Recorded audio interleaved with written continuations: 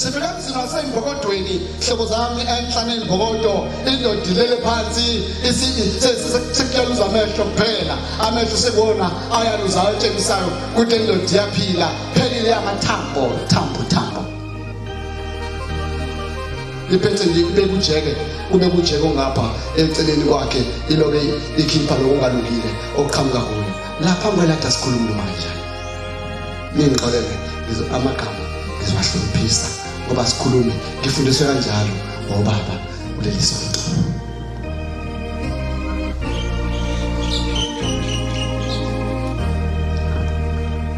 Safika khona izinto zenkosi sithunyiwe ushende sambisa ivangeli ithi ingoma yebandla hambisani lezo zindaba ngoba umhlaba ulambile nihlalele into lezi zindaba sinyanga yezulu ukuthi mawungena ebhasini noma ungena esitimeleni uthi ushempu uNkulunkulu uzohlala phansi ubusuqedile shumayela iqedile kuzothiwa ukuthini lo muntu khona uzosho athi uthini lo muntu athi omunye ongakhona athi awumazi ushambe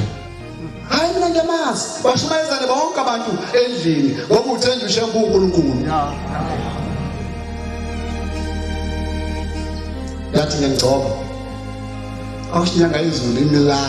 khonza izinhle zenkosi okuphahlela lufushane lolungaka epulpit lakho ngothayela lakho ngegcobo eziwu4 imilana ethi namhlanje ngiyangcoba hambani nabashumayeli ngiyangcoba namhlanje nabavangeli nabafundisa abanoshumayela laze lingena kuyivangeli nasetimeleni singalikhohlwa noma siliphethe etimeleni ukuthi akulono lethu elomnikazi masifela ndodilele embhedeni ubhace kuphelile ebese zithi lezi insizwa sesihamba nazo zithi asimthandazele umuntu esembhedeni akashise bathi awa akakwazi nokuhlika uyilento ayiyo ngiyakwazi kwenza lutho abantwana benkosi ngamthandazela khona la embhedeni hayi zazingenalo ufefe lezi engihamba nazo zathi akahliswe embhedeni abekwe phansi ocansini zahlala ucansi bathi ahliswa bela wahliswa bekwa phansi ezesezikhipha ingubo lengikhulume ngayo ungena umshumayeli ungenayo awuyilungise lo ndawo sase zikhipha lengubo yasozulweni sase ziyibeka kuye sase ziyofola kwase kusukumeni nje insizwa esidonsa Ubhoko la ngathi akuze ngibone uzama ukuthandana lo muntu ngobhoko base libeka la esifubeni walibeka la esimemeza lethi sothi aphuma kwamadimoni esifuna ukukhombela lensizwa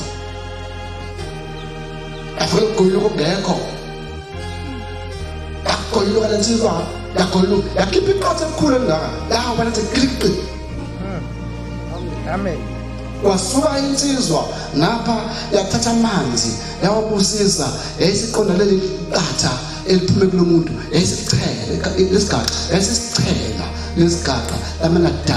sadabuka kwaphuma impethu ephilayo wasinda wathi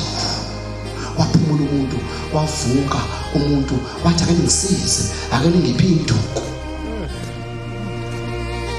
kana induku eminyango wayesebambelela endukini yokuqala wasukumiswa njengengane wabambelela wathi ngicela ukubona ilanga